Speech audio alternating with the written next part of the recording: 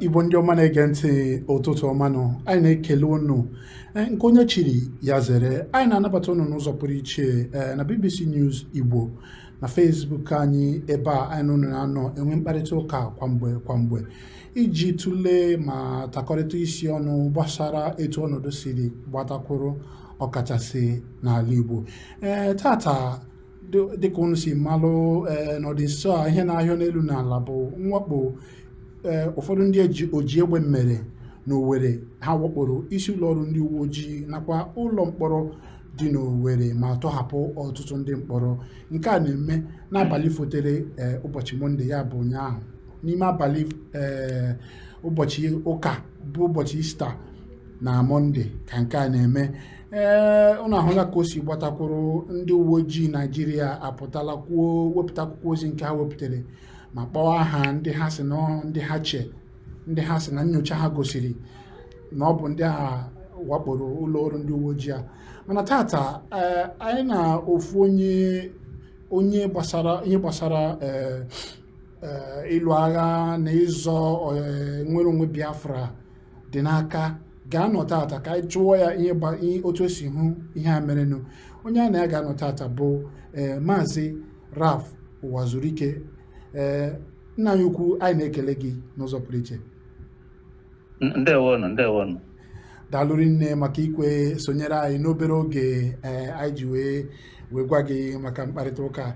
Dede m, ịnụla otu ihe si gbatakwuru na ala Owerri. Amanụ m ọwụnụ m ntị m ụka nke gị ịhụrụ ihe ahụ otu o siri mee. Nna m kwele otu ya bụ ihe dị gị n'obi mgbe ị hụrụ ya. Ndewo. Enwere ihe i kwuru ebe a si na onye isi ndị uwe ojii si na-akpọ aha ndị ọsị mere ya bụ ihe. Enwere ntụziaka na a ga-achọpụta, a ga-eme nchọnchọ chọpụta ndị mere ihe a. Ọ wụ ihe kwesịrị ekwesị ya nwa ịpụtasị lekwe ndị ọ bụ n'ebe a na-emegbe nchọpụta ihe a.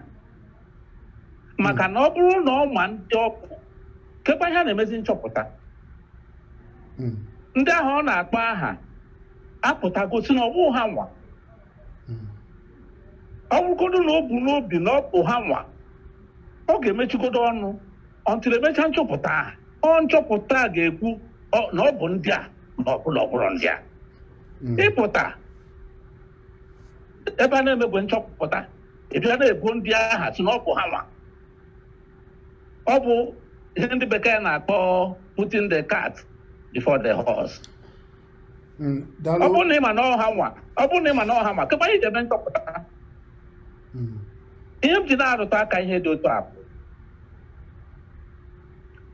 mbọsị onye gara aga na Ebonyi steeti egbusiri ndị mmadụ ebe ahụ. Nke mere na gọvanọ onye isi Ebonyi steeti bụ gọvanọ Mahi apụta na-ebe akwa na soshal midia, onye ọbụla na-akwụ ya ọsị ya chọrọ justice. Ọ rọrọ ahụ efu ndị uwe ojii ma even the presidency apụta kwuo okwu kọndem onye ahụ eme. Ama m ụbọchị one ma wiiki one gara tutu vice president aka ebe ahụ. Mana lee nke a mere within 24 hours onye isi uwe ojii apụta na-akpọ aha ndị IPOB. Ma a nọkwa n'elu ya si na a na-eme ndị ọcha ka ama ndị ọ bụ. Ọ dịghị sọpọzụ ịkpọ aha onye ọbụla ọntụle emechaa nyocha aha. Mana ọ bụrụ na ị bụ n'uche na ọ bụ ndị a kekwa ha na-emesi nyocha. Mgbe ahụ e mere nke Ebonyi steeti nke ha mere ọkpọ ha aha ndị mere ya. Ihe a na-eme na Naịjirịa adịrọ m, mana nke ahụ aka ị na-ajụ m ihe m chere maka ya. Ihe ha mere amaka. Ihe m ji si na ọmaka bụ o gosiri anyị na enwe nchedo nọ n'ala Igbo, enwekwu nchedo nọ n'ala Biafra. Ọ bụrụ na ewe ebe ihe na-aga ọfụma, nkwado a na-akwado tinyere aka na iri mmadụ one ruo na narị mmadụ eho DSS ama maka ya DSS amarọ maka ya kedu ụdị obodo anyị nọ n'ime ya akpacha nkata niile a ndị DSS amarọ ha echi ebe ahụ bata ime Owerri n'etiti abalị moto niile akwụọ na line na-abịa enwe onye nọ n'ụzọ kpọọ ndị aka na-achị Owerri si lekwa olekwa dị ama lekwa egbe ndị na-abịanụ ha bata n'ime Owerri gaa na ebe ndị prison chisha ndị n'ebe ahụ and ya bụ ihe mekwere n'ebe n'ọdị nso ebe gọọmenti haus ọhịa m na-agwa gị ha chọrọ ịnwụrụ gọvanọ n'aka n'abalị ha ka nwụrụ ya n'aka ebe ha na-aga mana ha emere ihe dị otu ahụ ndị uwe ojii na-agba ọsọ DSS agba ọsọ amị agba ọsọ ndị niile agba ọsọ ha mekwere n'ọrụ ha ka ndị bụ specialist enwe onye ha gburu ha release onye ọbụla gaa ebe ha na-aga sọsọ ebe ha ka m weliri ha aka elu enwe onye egburu nna m ukwu ị na-ekwu na iweliri ndị mere ihe aka elu ezigbota aka elu mụ ha m ga-enye ha mmanya ele otu eji plana chee ka m kwụsị ya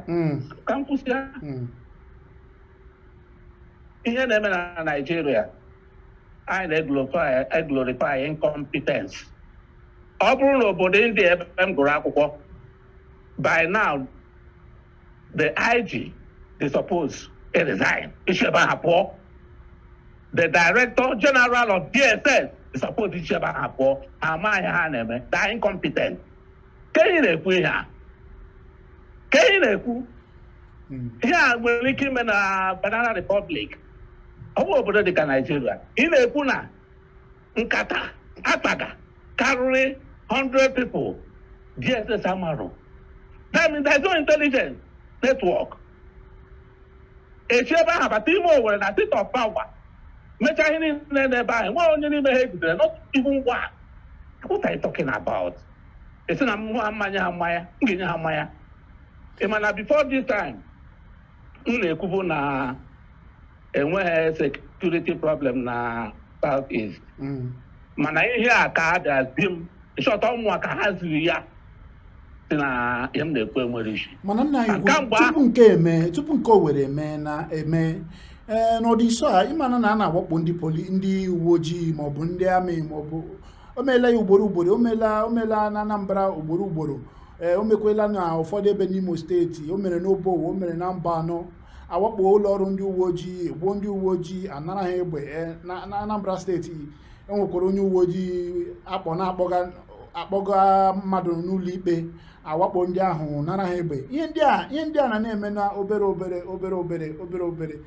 ọ bụ na nwa mgbe ka ama ha akpụ isi ka ọ bụ na agụba adịghị nkọ kedu ihe mere o ji dị ka mmadụ nọ n'ụlọ ewu na-amụ n'ọbụrụ ọ bụrụ ihe a m na-agwa gị si na amaghị arụ ndị nchedo obodo Naijiria amaghị arụ ị na-anya ọ bụghị ịzụ egbe ihe eji alụ agha abụ ya enwere ọtụtụ ihe ndị a nwere ike ịkwụsị bifo emewe a sị na mgbe a na-ata nkata ebi Owerri na ndị DSS nụrụ ya ma ọ bụ military intelligence aka akụsa ya ebe ahụ ọgụdụ na-anụ ya ha si n'ụzọ na-abịa a sị na enwere ndị gwara ndị uwe ojii gbara ha ama na ụzọ ebe ha ka aka apụta ha mana enweghị dị otu a lee weta ego for defense for ịzụ ngwa agha eme nke ha kerie ya ebe ahụ kwenụrụ ka ọkwa Minister of Defense Organic were mbọchị mbọ na ego ewepụtara eji azụ ngwa agha ka na-ekere eke mgbe a na-ewere ego ndị a kee ya kerie ya ihe ahụ ekwesịrị ime iji ya eme agaghị eme ya apụtazi bụ ka ihe na-alaghachi azụ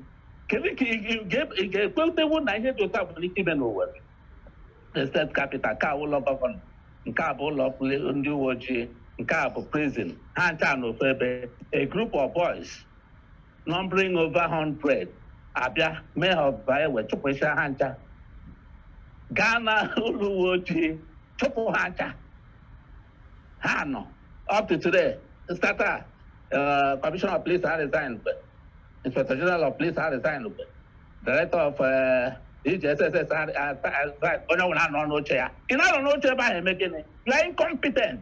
You should leave that place. Ugbu anyị na-agwa anyị OIPOB. When you have not even investigated, you have not concluded your investigation, you know apportion blame. Why did you set up the investigation in the first place? Ha sụrụ oyibo si na nọọ ihe a na-akpọ preliminary investigation, ya bụ na mmalite nyocha ha mere na ọ ya gosiri ya. Ị na-ekwu na enweghị ihe ama ha na-eme? Ihe enweghị ama ha na-eme.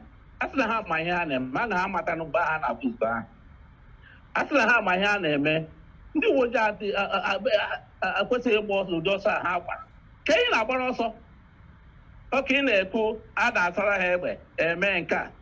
Onye zụrụ ọfụma zụọ ya ọfụma na ihe gbasara ịlụ agha abịa dana ya egbeta ụmụntakịrị ka gosiri na ya ọzatụrụ enweghị isi. And hụkwa na ihe dị otu a na-eme onye ka eme unu eke nkwụcha ebe unu nọ unu si ha elekwa ụdị ha ga-eme eke nkwụcha enweghị nkwụcha ọhụrụ unu kere. Ihe a na-eme over the weeks, over the months, no preparation. Ọ dị mma. Ugbu a n'ụbọchị gara aga ka onye isi ala Muhammadu Buhari onye nọ na mba London ugbu a na-anata ọgwụgwọ ka o kwuru okwu site n'ọnụ ndị na-ekwuru ya wee sị na o nyela ndị uwe ojii iwu, nyekwanụ ndị agha iwu ka ha banye n'Owerri, ka ha gaa maa imi n'ala wee shipụta ndị niile mere ihe ọ bụ ndị ọ kpọrọ n'ihe ahụ o dere ọ kpọrọ ha terọrist, ndị niile bụ ndị oyi ndụ egwu aka ha dị n'ahịa na o nyela ndị agha iwu nye ndị uwe ojii iwu ka ha banye n'ime Owerri maa imi n'ala wee shipụta ihe ndị a niile. Kedu ihe ị chere gbasara ihe a onye isi ala kwuru? Ihe m chere gbasara ya bụ nke mere na Ebonyi steeti wee ọ mapụtara nye ntụziaka iwu dị otu ahụ ebe ahụ egburu over 30 people. Onye ụdị iwu dị otu a ọ wụzie maka na a gbara police station ọkụ ga release ndị prisoners ka ọ na-enye iwu dị otu ahụ. So ebe a egburu okwu onye ọ na-enye iwu, mana ebe egburu mmadụ onye rụ iwu.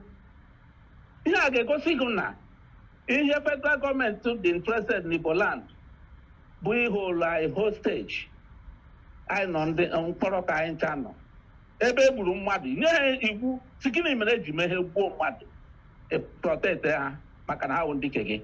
Abịazie ebe a na-egbu ha mmadụ nye iwu ọkụ n'ọkụ within 24 hours. Maka gịnị? Ile ka m si na-eme ihe m ji na-ekwu ihe a, obi adịrọ ọmụ mma. Before this time, eche m enwere security, ma bụ enwere security enwe. Not only in the southeast though, lee na whole north, abịa Ghana school, kpọkọrọ ụmụaka niile na-agụ akwụkwọ. A ga-anọ ebe a na-akpọkọ ha gaa over 3, 4, 5 hours. Akpọrọ ha gaa somewhere gaa dobe ha ebe nzuzo. Enweghị ebe a ga-ahụ ndị uwe ojii ga-ekwu okwu. Enweghị ebe ha ga-eme. Abịaza na-negotiate with ndị agha kpọrọ ha na-achọ inye ha ego. Abịa ebe a na-protect institutions na-eme anyị in prison. Ndị police anọ n'ụzọ na-anagharị ego. Ị gaa na police station na-agwa 100,000, 200, 500,000 to do this and that. Ọzọ ebe a na-agba mgbọrọ ahịa. O ruzie ndị enwe small challenge, ndị police na-agba ọsọ ka ụmụ nwaanyị. Ọ bụrụ ihe anyị na-abịa protect. President interested, Buhari dị interested maka prison ebe ọ na-edowe ndị aka ha dị ọcha, maka police station ebe ọ na-edowe ndị na-abịa amụrụ ndị mmadụ n'aka na ekpere ezighị ezi. Dị na ọ hapụ ebe egburu mmadụ na Ebonyi steeti egbuchiri ndị mmadụ ndị Igbo. O nweghị inquiry o tinyere. Ọ sị ha ihe unu mere adịrọ mma ọkọ ndị mụrụ ya. Lekere ihe dị ụta ma dị mma. Mana onye isi iji kwupụkwere kwuo ihe a kpọrọ ọrụ ndị bekee ha si fact dịka onye isi ala nọkwa na mba London na-anata ọgwụgwọ, ndị agha bụkwa ndị na-ekwuri ya, ha wepụtakwere akwụkwọ ozi katọkwa ihe mere na Ebonyi steeti. Ha wepụtara akwụkwọ ozi katọ ihe mere na Ebonyi steeti, si na ọ jọgbuola onwe ya na ndị niile aka ha dị na ya, na ha ga-anata ntaramahụhụ dịrị ya. Otu akwa osote onye isi ala bụkwa Yemi Osibanjo ọ gara aga na Ebonyi steeti ọkwa n'ụbọchị Ista bụ ụbọchị ụka. Ọ gakwara aga ya na ụmaghị hụ ya kwuo okwu gbasara ya. Ya bụ na ụfọdụ ga-asị na ịbịa kwuwe na onye isi ala gbara nkịtị kpamkpam na enwe ihe o mere na ọ bụchaghị eziokwu, maka na o mere ihe. Ya bụ ihe o mere, gịnị ka o mere? O kwuru okwu katọ ya. Ele ihe na-ekwu na ọ gwara ndị na-arụ ya ọrụ ka ha katọọ nke mere na Ebonyi steeti. Then send Osibanjo. Mana nke anụ ya nwachiri aka ya sizie na London ebe ọ na-eji ahụ wee na-ekwu ya. Wee osi na London oge ahụ kwuo nke Ebonyi steeti maka ọnwụ n'ebe o metụrụ ya n'ahụ karịa maka ndị Igbo. Onye m na-ajụ gị maka ndị Igbo, lee anya, are we supposed to have police na chere ka m kwụsị ya? I suppose inwe police station or DSS na-ewesa ego for them with ihe a mere na Owerri.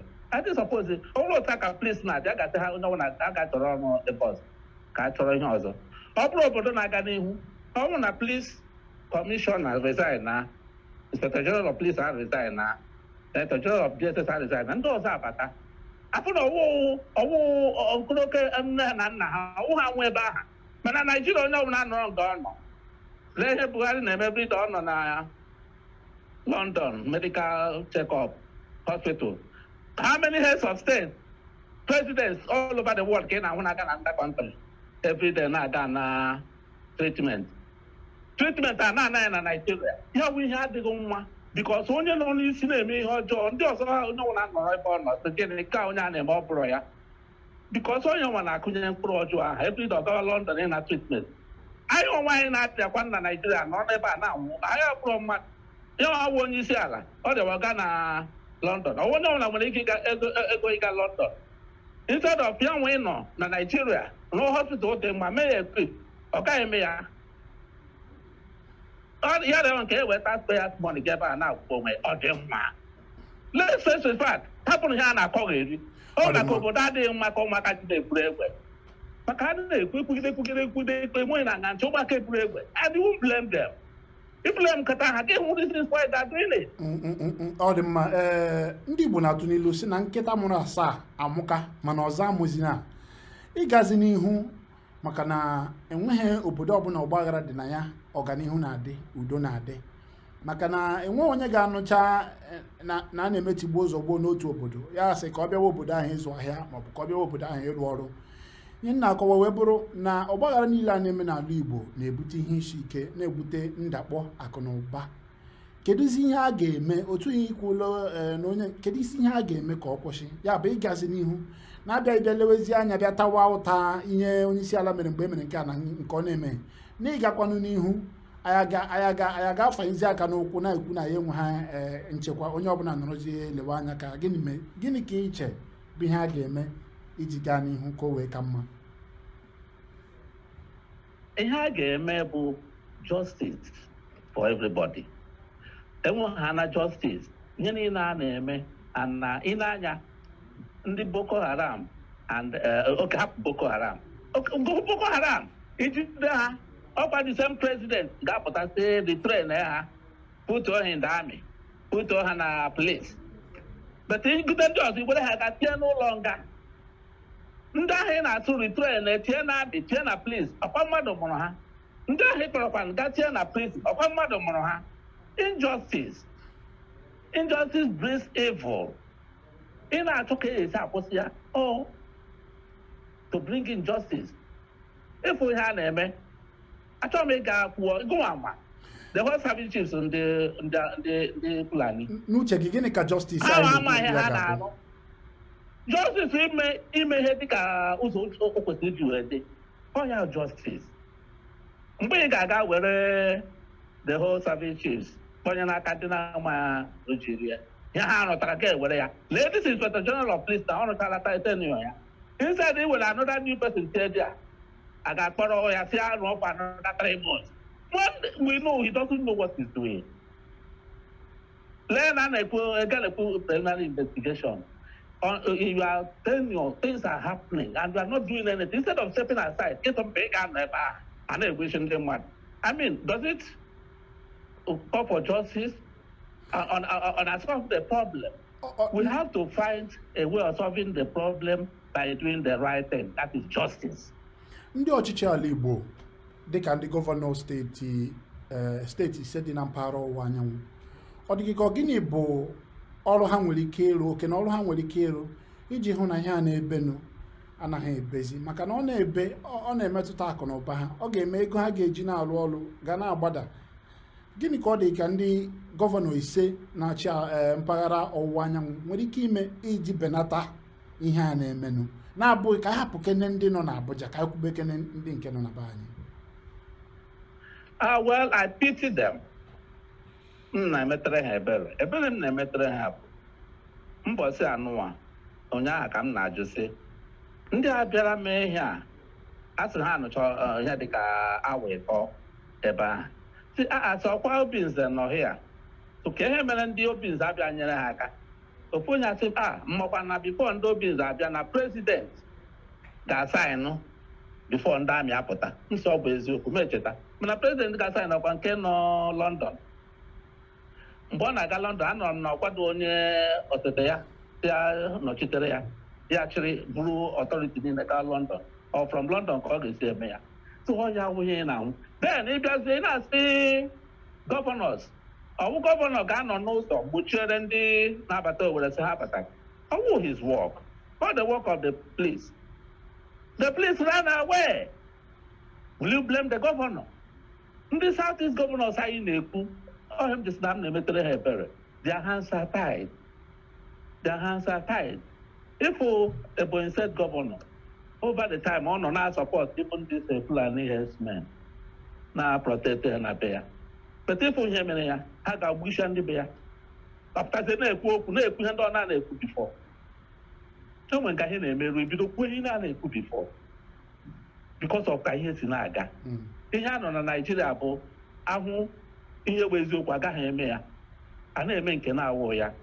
Ndị Hausa mee ihe Fulani mee ihe n'ugwu Hausa, enweghị ha ga-akọ ya. Ha bịa na be anyị na-egbuchi ndị be anyị, enwe ebe ị ga-anọ na kọt asị lekwe ndị agburu ndị a, lekwe ebe a na-ekpeghị ikpe na kọt dị ụta, lekwe ebe a ga-aga kpọchie ha n'ụlọ nga, ahapụ ha mee ka ha enweghị ha mee. Then ịhụzie ndị ọzọ mee gị kpọrọ ha ga-akpọchie na prison. Ndị ahụ ịkpọchie na prison ha wụ mmadụ ole ka ịkpọchiri na bụ unu ndị na-emege mpụ niile na North. Ọhụrụ ga-ajụ onwe unu. Ụfọdụ na-ekwu na dịka ndị gọvanọ mpaghara ọdịda anyanwụ ya bụ ndị a na-akpọ South West na bekee, ụfọdụ na-ekwu na ha gbakọrọ aka ọnụ ebe ọ bụ na ọchịchị ndị ọrụ nchekwa nke etiti adịghị ha n'aka, ha gbakọrọ aka ọnụ wee hibe ọchịchị ọrụ nchekwa nke ha nwa na onwe ha nwee ike iji aka ha na-ahazi na-agwa ha ihe ha ga-eme, nke ha kpọrọ Amotekwu.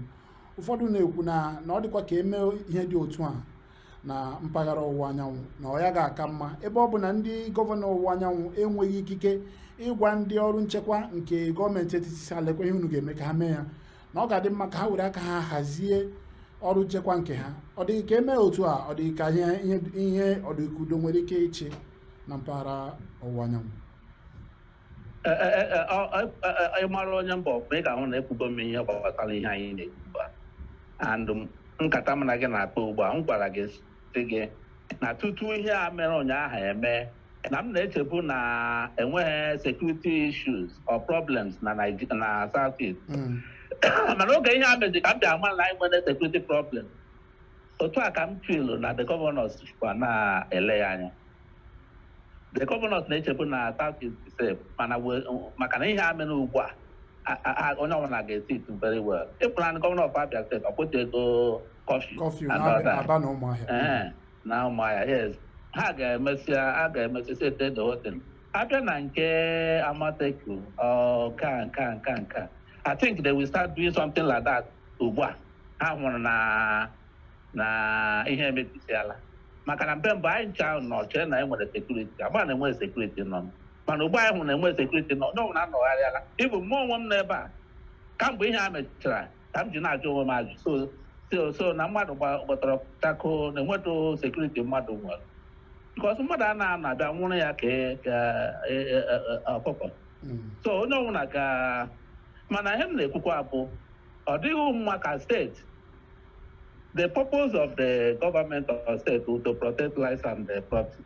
But when the state fails to protect lives and property, here may be voila. Because more I believe in non-violence. I told me that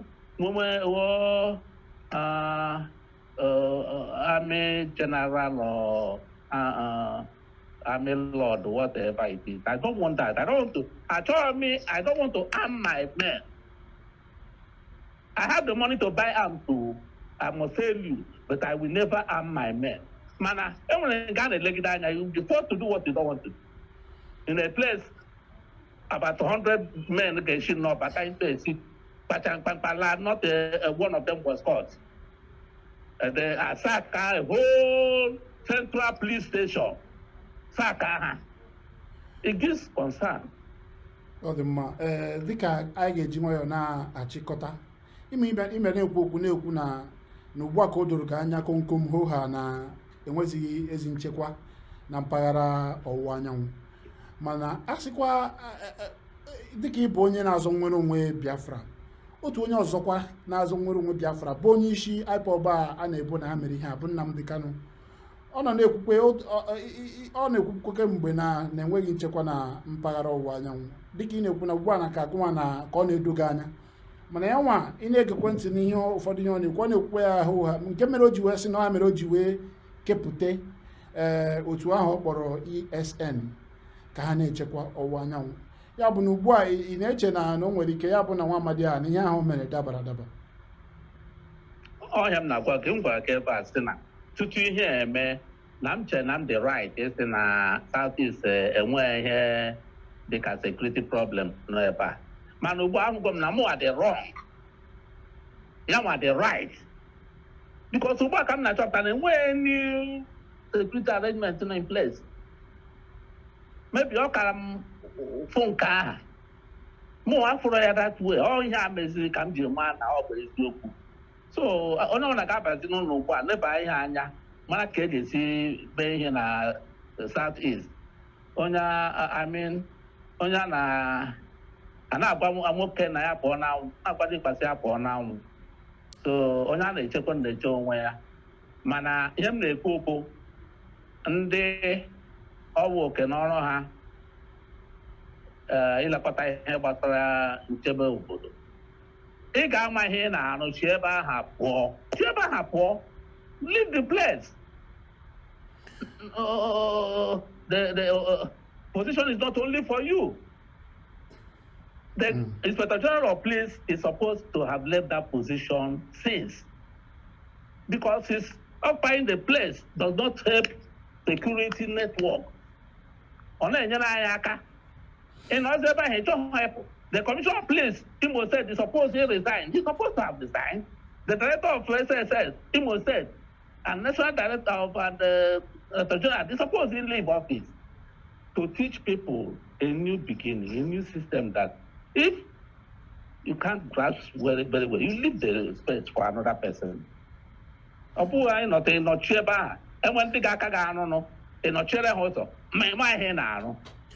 Ọ dị mma ka anyị were pịakọtazie ya ndị a na-akpọ unknown gọọmenti ọ bụrụ na ị nọ na soshal midia ọ bụkwa na ị na-anụ ị ga na-ahụ ihe mkpamkpa a na-akpa a na-ekpọ unknown gọọmenti ụfọdụ na-ekwu ha na-asị na ha na-eto unknown gọọmenti ndị okenye na-ekwukwe na okenye anakwa ha anọ n'ụlọ ewu na-amụ n'ọbụ ọ bụrụ na ndị unknown gọọmenti a na-ege gị ntị ugbu a gịnị ka ị ga-agwa ha ma ọ bụrụ na ha ga-egere gị okwu nke a bụ ajụjụ nke mbụ m chọrọ then ajụjụ nke ịbụọ m chọziri ịjụ gị ka anyị wee chịkọta abụ enwere ihe ị nwere ike ma ndụmọdụ ma ọ bụ okwu ị ga-agwa Maazị Nnamdi Kanu gbasara okwu ọ na-adị ekwube na soshal midia nke ụfọdụ na-eche na ọ ya na-akpalite ajalite ndị a na-akpata ọgbaghara ka ha gaa n'ihu na-akpata ọgbaghara dịka ụfọdụ si ekwu maka na okwu mgbe ụfọdụ dịka okwu ya ọ na-akpalite iwe na-ajalite ndị mmadụ. Gịnị ka ị nwere ike ndụmọdụ ole ka ị nwere ike inye? Nke mbụ, ndị unknown gọọmenti ha sị na ha na ugbu a na-ege gị ntị na ha ga-ege n'ihe i kwuru, gịnị ka ị nwere ike ịgwa ha? Nke abụọ, gịnị ka ị nwere ike ịgwa Nnamdi Kanu gbasara okwu ọ na-ekwuwe nke ndị mmadụ na-asị na ọ na-ajalite iwe n'obi ndị mmadụ? Ka anyị werezi ya chịkọta. Na nke izizi jụrụ m unknown gọọmenti, ihe m achọrọ bụ igbu ndị Igbo, ihe ga-eme ndị Igbo ana m ekwu ya mgbe niile, mana na mpaghara ọwụwa anyanwụ mana ebe ọzọ, maka na egbuo ndị ọzọ ebe a, ha ga-ebido gbuo ndị be anyị na be ha. Achọghị m ihe ga-ebute igbu ndị Igbo na be anyị ebe a. Ọkwa eme ihe m gwara gị ugbu a sị ndị abịara ọnụnụ gọọmenti na-abịara Owerri ụnyaahụ mesịa ihe ha mere nwe onye egbu. Onye m jisiri m hụ ha, m ga-akụnye ha mmanya aka na ha nwe ya, because enwe onye egbu. O chọrọ professionalism. Ha bịara imepe prison ka ndị mmadụ kpesịa mebi ndị otu ha mee ya na-egbughị onye ọnwụ na-egbu. A sị na egburu mmadụ ga-akọndem kwa ya. M ji achọ m ịkọndem ebe ka enwe onye egbu. Ọzọ oke n'ọrụ ịnọrọ ndị uwe ojii na other security agencies ịjụ onwe ha ajụjụ otu ihe a ji wee dị possible. Abịa na nke esi na ndụmọdụ nwere m ga-ajụ Nnamdi Kanu, in a struggle nkwado onwe anyị na-eme, anyị adịghị suppose ịnọ na one group. Even na South Africa, enwere so many groups. Even na ihe anụ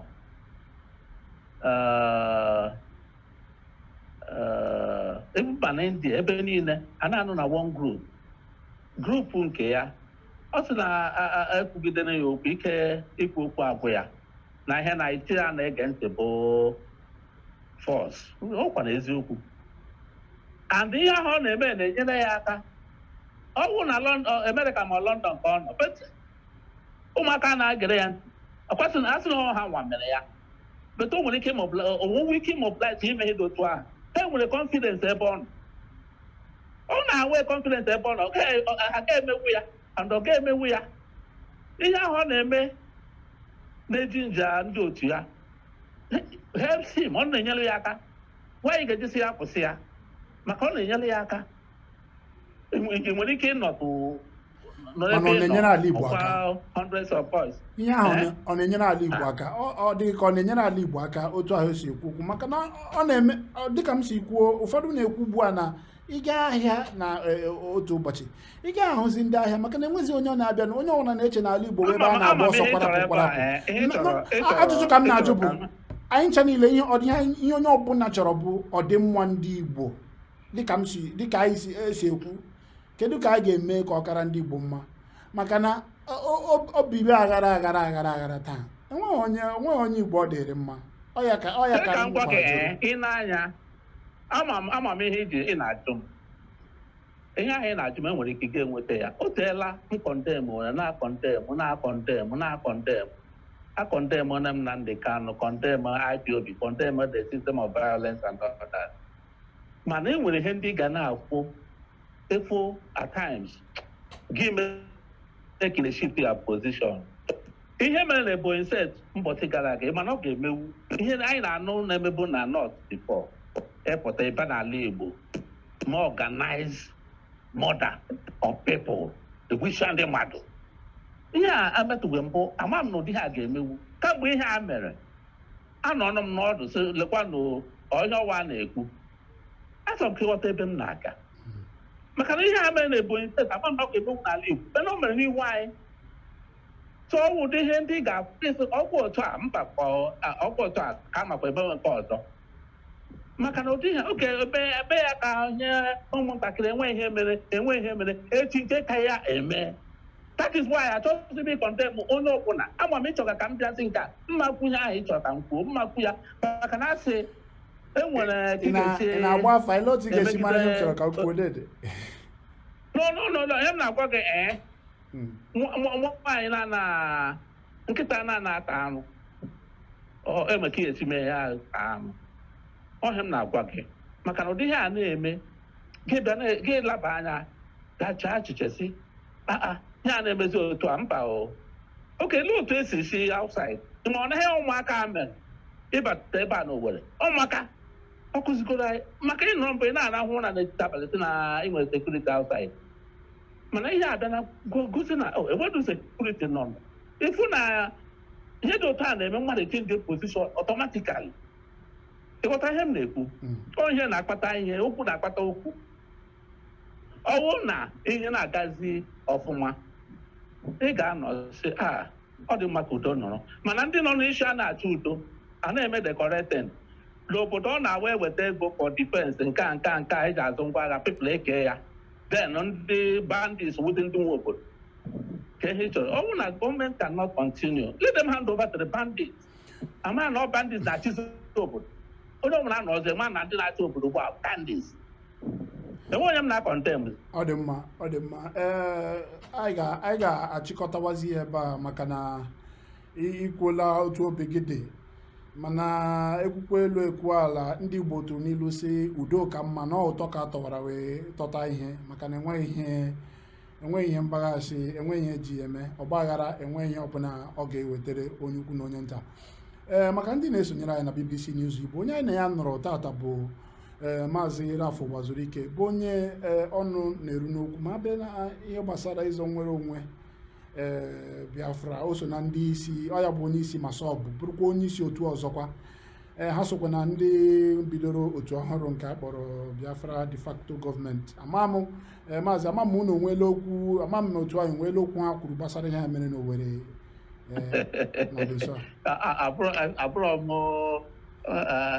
anyị mana iri tụrụ si maazị Asari Dokubo ya were ọchịchị mana ọnụ ka na-erukwe gị okwu mana ọ ya ka anyị ji azụrụ ma otu unu kwuola okwu ka ha ka ga-ekwu gbasara ya. Eche m na atarị ka ị ga-ajụ n'ajụjụ dị ụta ọmụ a ga-ekwuchitara ya ọnụ ya. Ọ dị mma anyị na-achọkwa inweta ya n'oge na-adịghị anya anyị ga-enweta. Anyị na-ekele gị maka isonyere anyị na BBC News Igbo n'ụbọchị taa. Ndewo nna ndewo mana e nwere ihe m chọrọ ka ịghọta bifo ma pụọ awụ m ijele ndị Igbo echiri m ijele ndị Igbo oge nna anyị Ojukwu nwụrụ titi elie ya etinye ya n'ala echiri m ijele ndị Igbo my position gara beyond Biafra activism m na-eche ihe gbasara ndị Igbo mmekọta ndị Igbo ọdịnamma ndị Igbo ma ndị nọ na South East ma ndị nọ na obodo Nigeria ma ndị nọ outside Nigeria. So ihe ọbụla m na-ekwu dị premised on that, based on that. It goes beyond Biafra activism. My position may be different from what the de facto government may say. More and I support the de facto government because of non-violence. No one na-eme non-violence. Mana enwere gị na-emerukwa ihe aga ịhụ anya na ihe agazewelu I'm not supporting violence. I can never support violence. Onye ọbụla na-eme violence, I will never support that person. Ọ dị mma. Ihe anyị na-ekwu nke ikwuru ugbu a ihe m na-achọ ka ikwuo kamgbe. Anyị ikwuru ugbu a ị na-akwado ọgbaghara ọ ya ihe m chọrọ ka ikwuo kamgbe. Mma support onye ọbụla nọ na violence na-eme ihe violence mana ihe ndị a na-akụzikwara anyị ihe ndị a na anyị na-amụtasị ihe na ihe ndị a niile na-eme. Ọ dị mma maka oge gị a kpọrọ gị n'obere oge gị kwerekwe n'obere oge ahụ ka anyị na gị nwee mkparịta ụka daalụrị nne ọ ga-adịrị gị mma dịka ị kwuru Igbo ndị ọma dịka nna ya ukwu bụ Rafụ Uwazurike kwuru na ọ naghị akwado ọgbaghara na n'agbanyeghị na enwe ka gị na nkịta ga-esi gwa egwu enwe otu ị ga-esi mee ya nkịta ahụ taa ga-arụ mana nkịta ịta arụ awụ ya kacha mma ọgbaghara enweghị eji ya ga-eme ọgbaghara dị n'ala Igbo ugbu a ahịa ahụ eji mara ndị Igbo anyị ga na-azụzi ya ndị a na-azụ ahịa ha ga na-abịazi anyị ga-eji nwayọọ dịka ndị Igbo si atụ n'ilu n'ọkwụ ka eji achọ ihe dabara na mmiri n'ụbọchị tata anyị na-atụ anya dịka isi weta ozi na osote onye isi ala bụ Yemi Osibanjo na ọ ga-abịa n'Owerri ịbịa were anya ya hụrụ ihe mere ebe ahụ. BBC News Igbo nọkwa ebe ahụ. Ọ bụrụ na ọ bịa dịka ha si kwuo na ọ ga-abịa, anyị ga-ewetara ọnụ ya otu o si eme na dịka o si eme. Ebe a bụ BBC News Igbo, ebe ị na-amata ihe niile gbasara ihe na-eme n'ala Igbo. Biko gaa n'ihu na-akwado anyị. Onye akpọna nwanne ya iyi, onye egbu na nwanne ya egbu, ihe Igbo niile bụ otu. Igbo kwa ụkwara ya bụrụ otu. Daalụ dịka ị na-esonyere anyị. Ya gaziere gị n'ụbọchị tata bụ Tuesday. N'oge na-adịghị anya, ana m enweta ozi dịka a na-ezitere m ozi ugbu a na obere oge na anyị ga-esonyere ndị nke anyị ndị nke nọ n'Owerri. Ha nọ ugbu a n'ọdụ ụgbọelu Akanu Ibiam dị n'Owerri, ebe a na-eche ka osote onye isi ala bụ Yemi Osibanjo tụọ ụkwụ n'ala dịka ọ na-abịa. Ọ bịara ka ọ mata ihe mere n'Owerri abalị abụọ gara aga kpọmkwem. Ọ bụ na ị sonyere anyị ahụ, ị ga-ahụ ka anyị wetara gị oge gọvanọ Imo steeti bụ Hope Uzodimma gara ebe ahụ ga legharị anya ihe mebiri, were anya ya hụrụ ma kwukwenu ihe o kwuru gbasara ihe ndị nchekwa dị njikere ime ugbu a iweta nchekwa, ime ka nchekwa laghachi. N'ụtụtụ akwa anyị wetakwara gị otu Owerri siri dịrị. Anyị gagharị na ogbe niile dị n'Owerri, ọkachasị ebe a ihe mere, hụ na ndị mmadụ agagharịwala mkpa ha, ndị agha apụtawala. Ndị mmadụ na-ekwu, ụfọdụ na-ekwu na ọtụtụ ụlọ akụ emepebeghị n'ihi na ụjọ ka ji ha. Ha sị na ha ga-emepe ganye na ha enweta ikikere n'aka ndị ọrụ nchekwa sị ha mepee.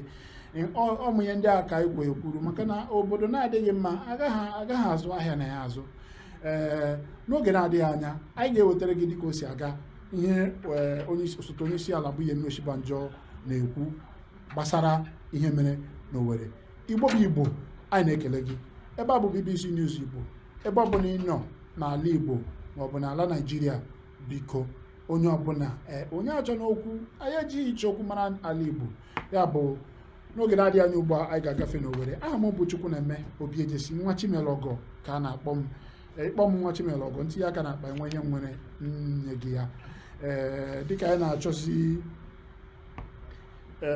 dịka Maazị Dede Uwazurike a sị na ị nwere ike ịpụzi ugbu a ka anyị sonyeziere ụmụnne anyị ndị nke nọ. Okay, ngwa, thank you. Ndewo, thank you. Imela. Daalụ, ya gaziere gị. Larry nọ na gate. Ya, ọ nwesị m ihe a MP ka ọ gịnị? Ndewo Igbo ndị ọma na-ege ntị, dịka anyị ka nọkwa ugbu a na BBC News Igbo, ebe ihe niile na-eme. Ọ dị ka na-ezitere m ozi na nna anyị ukwu Alhaji Mujahid Asari Dokubo Ediabalị na-achọ isonyere anyị ugbu a ka anyị na ya nwekwe mkparịta ụka. Ọ bụrụ na isonyere anyị, ị ga-anụ mgbe anyị jụrụ Maazị Uwazurike ajụjụ ụfọdụ. Nna m ukwu Asari Dokubo, anyị na-ekele gị n'ụzọ pụrụ iche. We greet you, sir.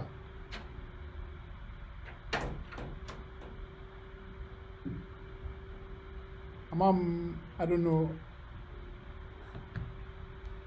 Good afternoon, sir.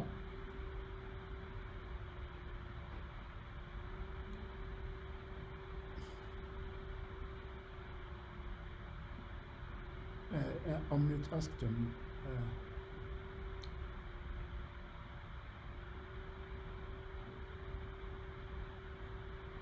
Ọ pụkwala ugbu a.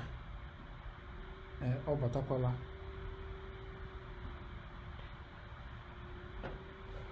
Good afternoon, sir. Ama m na-anụ ihe anyị na-ekwu dede. Ọ dị m ka ọ na-anụ ihe anyị na-ekwu. Igbo ndị ọma, ọ bụrụ na unu ka na-esonyere anyị, onye anyị na-anụ ugbu a bụ Alhaji Mujahid Asari Dokubo Ediabalị ka ejiri mara ya. Ọ ya bụ onye isi otu akpọrọ Biafra de facto gọọmenti. Anyị na ya Dede Asari Dokubo, ọ bụ na n'ụlọ anyị, biko kọnetị ya ọdịo gị ka anyị mara ma ya ga-anụwa ihe na-ekwu. Anyị anaghị anụ ihe na-ekwu.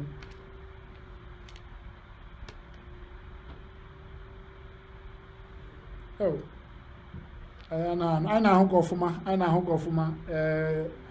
onyonyo gị dị clear, video gị dị clear, mana ya na-anụ ihe ị na-ekwu cha cha cha cha.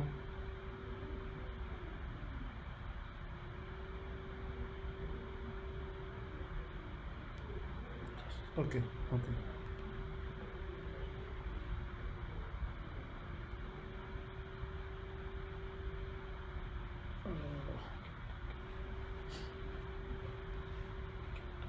Ọ dị mma, ụmụnne m ndị Igbo ndị na-esonyere anyị na Maazị Alhaji Mujahid Asari Dokubo ugbu a, ama mma ọ kọnektiala ọdio ya, ọnụwala ihe anyị na-ekwu. Ọ ka na sai connecting to audio. Ya bụ biko agalebe ọbụla ka anyị na ya ga-anọrị ka ọ gwakwa anyị ihe ọkachasị ihe anyị na-akpa bụ ọkachasị etu ndị uwe ojii Naịjirịa si wee kwuo na ndị mere ihe a, ndị kpara kpamkpa n'Owerri bụ ndị otu na-azọ nwere onwe Biafra nke akpọrọ IPOB. Cheta na gọọmenti Naịjirịa machiri ya bụ otu ma kwuo na ya bụ otu bụ ọkpọrọ ha otu ndị na-eyi egwu dịka gọọmenti Naịjirịa si wee kwuo. Ha wepụta ụnyaahụ wee kwuo na ha amachiela ya bụ otu, ha pụta ụnyaahụ wee kwuo na ọ bụ ya bụ otu ka aka ha dị na ihe mere n'Owerri n'ọdịnso a wee na-ajụ ụfọdụ ndị sokwa na-eme ihe nwere onwe Biafra kedu ihe ha chere gbasara ya bụ ihe. Ọ bụrụ na ọ bụ eziokwu na aka IPOB dị na ihe a, kedu ka ọ dị? Mana ya jụọ na Maazị Uwazurike o wee kwuo mwute ya wee sị na o kwesịghị ekwesị etu ndị uwe ojii si pụta na ozugbo nje wee kwuo na ọ bụ ndị IPOB mere ihe a ebe ha na-emebeghị nyocha, na ọ dịghị mma ka ha kwuo ya bịa na-asịkwa na ha ka na-eme nyocha. Na ọ bụrụ na ha ka na-eme nyocha, kedu otu ha si mara na ọ bụ ndị IPOB mere ya bụ ihe? Nke a bụ ihe Maazị Uwazurike kwuru. A wee sị ka anyị jụkwa Alhaji Asari Dokubo. O sonyerela anyị ugbu a, mana anyị na-enwe ihe ahụ ịnụ ihe ọ na-ekwu. Ka anyị lekwa anya mara ma ọ ga-agazi ugbu a. Ndị na-akpara m aka n'igwe biko nụ bịa na kpara m aka n'igwe a ka anyị mara ma ọ ga-aga n'ihe ọ na-ekwu. Hello sir, can you hear us?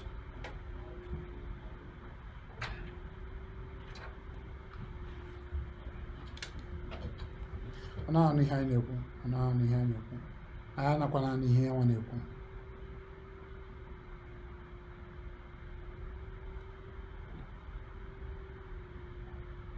Ọ pụkwala ọzọ.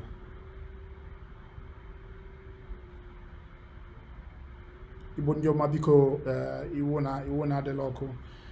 Ụnụ mana ihe a bụ ihe teknụzụ onwe ya ka eji eso ya. Ime ya n'ike ya gosi gị nke o ji bụrụ teknụzụ. O nwere ụbụrụ nke aka ya, ihe ọ chọrọ ka ọ na-adị ememe mgbe ụfọdụ. Ya bụ biko nyetụ na ya obere oge ka anyị kpaa aka n'igwe ka anyị mara ma ya ga na-anụ ihe Alhaji Asari Dokubo na-ekwu nke ọma.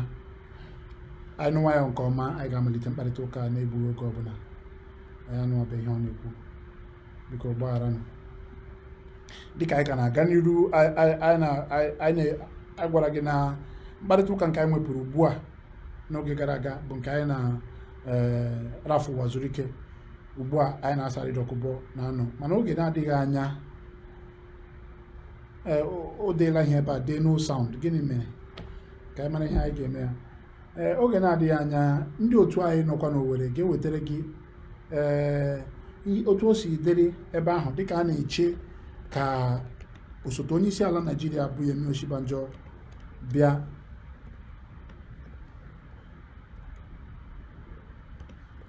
gbaa ụkwụ n'Owerri ka ọ mara etu ihe si gbatakwuru. Ya bụ ozugbo ngwa ọ gbara ụkwụ n'Owerri dịka anyị nọ na Akanu Ibiam ọdụ ụgbọelu dị ebe ahụ na-eche ya, ọ bịa ozugbo anyị ga-agafe n'Owerri. Mana dịka anyị na-eche ịgafe n'Owerri ka anyị na Alhaji Asari Dokubo kparịtakwa nkata ọzọ gbasara etu ọnọdụ si dịrị n'Owerri bụ ala ebe ha si na ala Biafra bụ ebe ya nwa bụ soro bụrụ onye isi. Cheta n'otu Alhaji Dokubo bụ onye isi ya bụ otu ha kpọrọ Biafran de facto gọọmenti. Connecting to audio ọmakiana good ama ọ dị ka ọ ga na-anụ isi anyị na-ekwu ugbu a. Alhaji na-anụ ihe anyị na-ekwu. Yes, I'm hearing you now, Yeah, but thank you. this thing is not showing. Oh, maybe you now have to on your you have to put on your you now have to put on your video because we were seeing you the other time but we couldn't hear. Now that we can hear you, we can't see you any longer.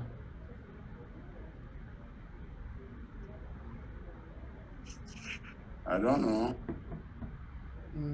Maybe it's to put on your video again because we can hear you now, but we can't see you any longer.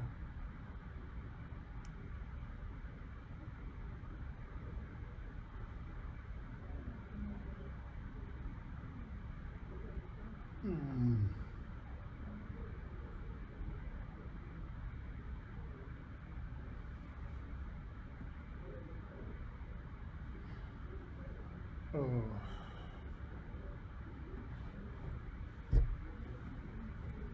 Well, sacrifice. Mm. Well, sacrifice the picture for For the audio. this for Uh, the audio. oh, is that what? So we are not going to see your face. Is that what you're I'm saying? coming. Okay. Hello, are you hearing? Yes, I can hear you. I can hear you quite loud and clear. Yes.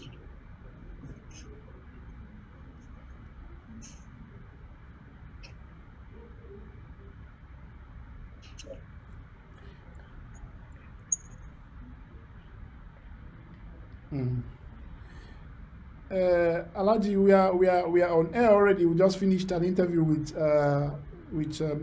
Mr. Ralph Uwazurike, so we're just waiting to connect to you. So I don't know. Perhaps while you work on it, maybe we could just go on. Without the video, if you can. Yeah. Without the video, I think we can go on. We can go on. No problem. Let's go on. Thank you very much, sir. Thank you very much. We are discussing the recent events, where on Easter Sunday, where some people attacked the police headquarters and the prisons there, freed a lot of inmates, and touched some of the places. So we thought to hear from you, especially now that the police have said categorically that their preliminary investigations showed that IPOB and ESN were responsible for that attack. What do you think of that, sir? For me, it's a very big disgrace on the Nigerian state. It shows decay of all the institutions under General Muhammad Buhari. You see, when you dig a pit for somebody, you will, at the end of the day, most times you fall into that pit. They dug a pit for people, and they are falling into it. Muhammad Buhari, they boasted, they touted, they did all sorts of things. In general, he's going to stop Boko Haram in 1 second. He's going to do this now. We have Nigeria is faced with myriads of problems. The problem has become octopus. It has multiplied, and everybody is in this problem now. Everywhere in the country, everywhere in this contraption called Nigeria, we have this problem. I cannot say IPOP had come to deny that they are the ones who attacked. IPOP and ESN are laying claims of attack. If they had come out to deny this attack for whatever reason, then we have to give them the benefit of doubt because they have denied. Why did they claim the other attacks and deny this particular one? So are there other groups unknown to the government that are operating other than IPOP and other groups? These are the issues that we have to look at. It's a systematic decay under Muhammad Buhari. When you allow your people to kill other people, to go into the land of other people, to rape them, to maim them, to destroy their crops, and to kill them. This is the consequences of what had come. Alaji, it would sound like you are in support you know, the way you are talking now, it sounds like you support the recent happenings. Is that the case? I am not in support of it. I can never support it because the vast majority of the people that will be killed there will be our fellow Biafrans, will be Igbo people. We cannot be carrying out attack in our land to the detriment of our people when there is no corresponding attack in other place. The Fulanis in our farms are in our land. They are not doing it in Sokoto or Kano or Zapara. It's in our farm at Okigwe, at Olu, at Ohazara, that they are carrying out these activities. They are not carrying it out in Kano. So if we direct our attack at a police station where we know that 90% of the people at that police station are our own people that will be killed, then we are systematically supporting what these our enemies are doing. Because all attacks are concentrated on our land, on our people. What we are saying is that does not remove the fact that there is a decay, institutional decay at all levels, where the army will run when they see people carrying gun, where the police will run when they see people carrying gun, where the prison warden will run when they see people carrying gun. That shows so much disaffection within the system. There's a total collapse of institutions. All institutions have collapsed under General Muhammad Buhari. That is the truth of the matter. I am an avowed enemy of IPOB and Eastern because whatever is their approach is not going to get us Biafra. Whatever is their approach, for me, they are working for the government of the Nigerian state. Having said that, ESN and IPOB had been claiming responsibility for smaller attacks for purposes of propaganda and show, publicity. For purposes of propaganda, show, and publicity. Now, they carried out they pulled the biggest attack. Why would they deny it if they are the people? The people say we are not the people who carried out this attack. So I cannot come and say they are, because that is not their footprints. Their footprints in other attacks, they have acknowledged it. If they say they are not, then the government should investigate deeper. They should not take a shortcut and say it is IPOB that carried that attack. They should not say so. They were not the people who asked IPOB to accept the attacks of previous attacks. Why did IPOB not carry this attack? This attack is the biggest attack that can ever take place. The state police headquarters was burned down. The correctional facility was burned down. And what are the things that were taken away from there? And who took them? It beats our imagination that a few hours after, the police is coming out to tell us a cook and bull story that it's IPOB and ESN, when IPOB and ESN has come out to deny. The police must convince us. Yes, even me, I believe that it was IPOB and ESN until they came out to deny. So the onus is on the police and the security apparatus of the government of the Nigerian state to come out to prove to us that they have the facts and the evidence to show that it was IPOB and ESN that carried out those attacks. Now, going forward, sir, what do you think should be done to improve the security, especially in the southeast of Nigeria? Because if you followed recent events, you would hear policemen and law enforcement agents being attacked on almost a regular basis in the southeast, in Anambra, in Imo State, in several places where police stations have been and police patrol vans have been attacked and policemen killed, and how do you suggest, what do you think could be done to improve the security, especially in the southeast of Nigeria? As the president of the Biafran state, I don't think I can be employed as a security advisor by my oppressors. I am not in a position to give them any advice. It is up to them to do what they want, oil their whatever they want to do, because even keeping their security sound and healthy is detrimental to me as a person and my people, the Biafrans. So I will not volunteer myself to become an unsolicited security advisor to the Nigerian state.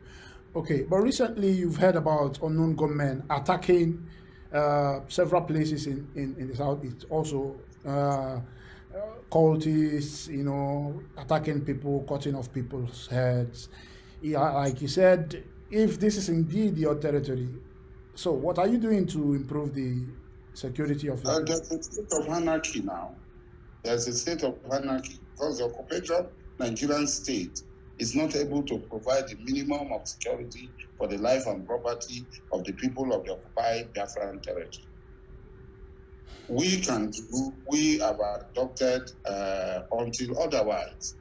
The Biafran movement, for which myself and even though I believe in armed struggle before I was chosen as president of the de facto interim customary government of the Biafran state.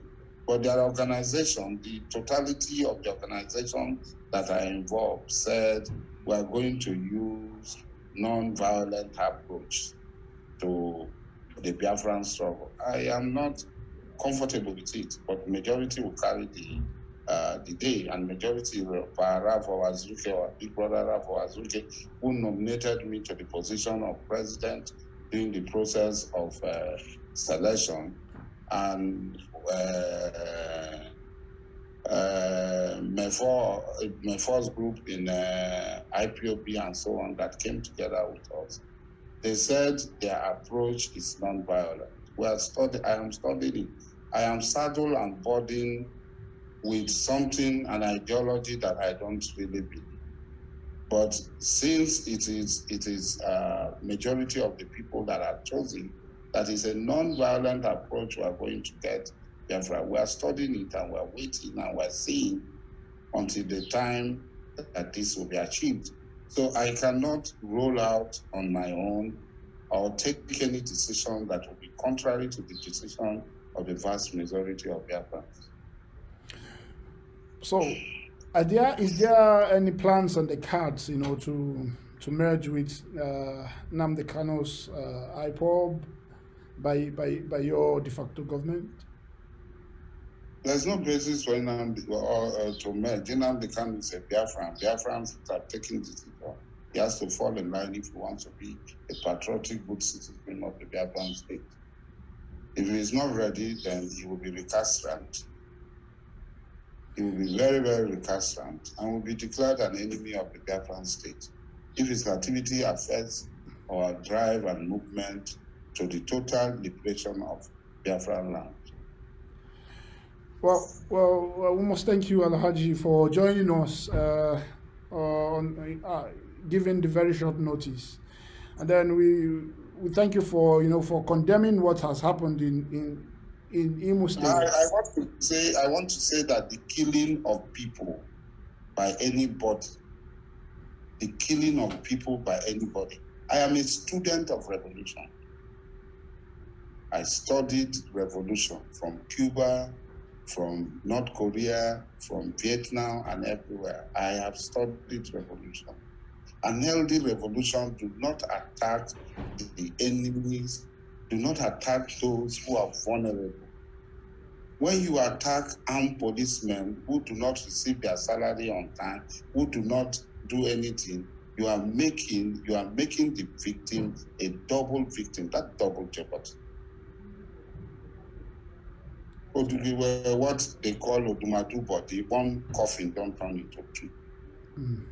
The Nigerian state is not looking after these policemen, and you who claim to be fighting for freedom target. Now, when you kill people in Nkanu, 90% of the policemen or 99% of the policemen in Kano are Igbo people. They are Biafrans. You attack them and kill them. They are there for their daily bread. You go to Olo, you kill 99% of the policemen you kill at Olo will be Biafrans. At the state headquarters you go, 70% of the people who get killed will be Biafran. At the correctional center, 99% will be Biafrans. So why are we attacking and killing our people? Why will we kill our own people who will be useful? Who will be useful someday, sometime, when the struggle intensifies? So does it make any sense for us to kill our people? For me, I said no, absolute no. These attacks are for ego, to show that I am the person doing the struggle. I am the person trying to liberate by killing. Nnamdi Kano's sister is in the police. She's a senior officer. Why has it not ordered for her to be killed first? Why should it be other people? Why is she in the police serving the zoo? But others can die, but his sister cannot die. You see the hypocrisy and the level of betrayal of our cause that people should see. So for me, 100%, I believe that this attack on ordinary policemen on checkpoint is not necessary. They are not the people. Even the people that they ordered to come and attack our people demonstrating are unit and detachment of mobile police people. This mobile police can be brought from Zamfara. They can be brought from Port Harcourt. They can be deployed for that purposes from Nasarawa. After they finish, they leave. The local policemen are left. And these local policemen are not the people who carried out this attack on the people. So it is 100% condemned. It is just for ego. It is just for show. It is just to say, na me they do am. Na me they talk about Biafra. Because your brother had not been killed. Even Nnamdi Kanu is sincere. Let them kill his, if they know where his sister is, let them kill his sister first, who is a police officer. Then we will know that he is genuine and is serious about this thing. But any other thing is just for show and is of no use. But that, as I said before, that does not mean that the Nigerian state had been fair. Extrajudicial killing and on so on that took place at different places. And they cannot even defend and guarantee the security of their servicemen. They left their servicemen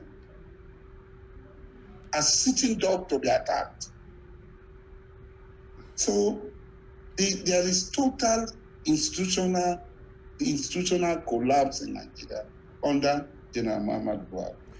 Thank you very much. And it is thank you very much, Alhaji Dokubo. We thank you so much, especially one big takeaway we would be taking away, we want our audience to also be taken away from this interview is that there is no need walleying policemen as law enforcement agents in Igbo land, because if you claim you are fighting for Biafra, majority of the people you are killing and sisters and the killings are needless, like you said.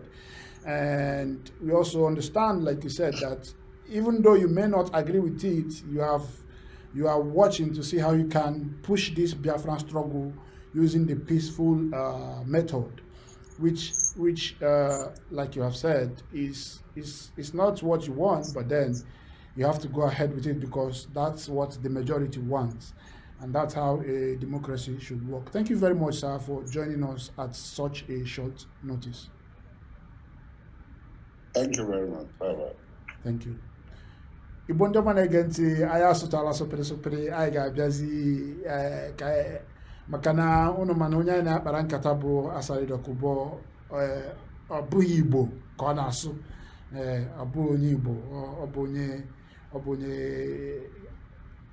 onye Rivers State, ọ na-asụ Igbo.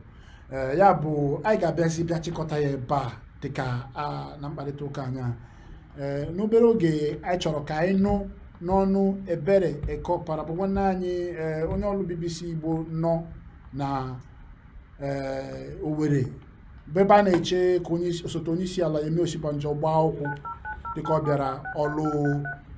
ọ bịara njem nleta, ọ na-aga ime njem nleta. Anyị na-achọ ka anyị na ya ka ọ kọrọ anyị otu ihe si gbatakwuru ugbu a, mana dịka anyị na-eche ka Ebere sonyere anyị, ama m na ntị gị aka nke m ịnụla ihe onye ukwu na onye nta kwuru. Ọgbaghara enweghị ihe eji eme. Ọtụtụ ndị uwe ojii na-arụ ọrụ n'ala Igbo eke ha abụọ maọbụ eke ha atọ, abụọ na ọkara n'ime ha bụcha ndị Igbo. Ndị Igbo onye bụrụ nwanne ya anaghị eko na o gburuola mmadụ, maka na onye ị na-awakpo na-egbu bụ nwanne gị. Ọ bụrụ na ị gee ntị, enwere akụkọ BBC News Igbo wetara gbasara nwatakịrị nwaanyị gbara afọ 22 bụ onye uwe ojii ka sonyere uwe ojii ọhụrụ. Nwatakịrị nwaanyị sonyere ndị uwe ojii na-erubeghị afọ 2, mana ndị a na-akpọ nnụ gọọmenti na-awakpo ha, gbuo nwatakịrị nwaanyị ahụ wee tinye nne ya n'ihe iru uju, n'ihe iti aka n'obi, n'ihe iti ikikere eze. Mgbe anyị gara n'ezinụlọ nwatakịrị nwaanyị ahụ n'Enugu steeti, onye Igbo ka ọ bụ, nne ya wee na-ebe akwa arịrị na-emetụ n'obi, o wee bụrụ ihe mmadụ ibe ya tinyere ya n'ime ya. Onye a ka Asari Dokubo na-akọwa na ọ jọgburu onwe ya, maka na ị gaghị ekwu na ị na-achọ ka obodo gị dị mma, o wee bụ na Igbo nwanne gị obodo adị mma. Ọ bụrụ otu ha ka o si eme dịka Asari Dokubo si kwuo. Anyị na-eche ka Ebere sonyere anyị, Ebere Kọpara bụ onye nọ na Dan Anyam Stadium n'Owerri, Akanu Ibiam airport dị n'Owerri, ebe a na-eche Sam Mbakwe airport dị n'Owerri, ebe a na-eche ka osote onye isi ala Yemi Osibanjo gbaa ụkwụ iji mata ihe mere n'Owerri n'ọdịso a. Ndewo onye ọma na-ege anyị ntị na BBC News Igbo ka ị nọ, ebe ọ bụ na isi na-esonyere anyị na-awụnyere gị ukpe ekele. Amakwa na ị na-eme nke ọma ebe ahụ, amakwa na ị na-edebanye aha ndị Igbo n'akwụkwọ ọma n'obodo ọbụla ị nọ, na-abụghị na nke ọjọọ, maka na ndị Igbo bụ ndị eji ihe ọma wee mara. Jisie ike gaa n'ihu na-esonyere anyị, biko na-ekesa akụkọ anyị, na-agụkwa n'akụkọ anyị, na-aga na bbcigbo.com. ebe ahụ ka ị ga na-enweta akụkọ niile na-eme na Naịjirịa etu o si eme na mgbe o ji eme. Daalụ nne. Ya bụ ọfọkwa obere oge ugbu a ka anyị na-Ebere nwee mkparịta ụka ka ọ kọọla anyị otu ihe si dị n'Owerri tupu anyị apịachitezie mgbasa ozi nke tata. Ịmakwa na dịka nsi kwuo na onye gị na ya nọ bụ Chukwuneme Obiedesi nwa Chimelọgọ, ọ ihe a na-akpọ daalụ nne. Anyị na-ege ntị ugbu a ka anyị n'ọnụ Ebere. Ama m Ebere ọ bịala? Ebere abịa ha, anyị enweghị ike ịnweta nwa Ebere ugbu a n'ekwentị. Ya bụ n'ebe a ka anyị ga-achịkọtazi ya. Ndị uwe gị onye sonyere anyị, biko kesaa akụkọ BBC News Igbo, ma ebe ọ bụla ị na-aga, ihe ọ bụla ị na-eme, bụrụkwa onye udo. Ya gaziere unu. Ndewo unu.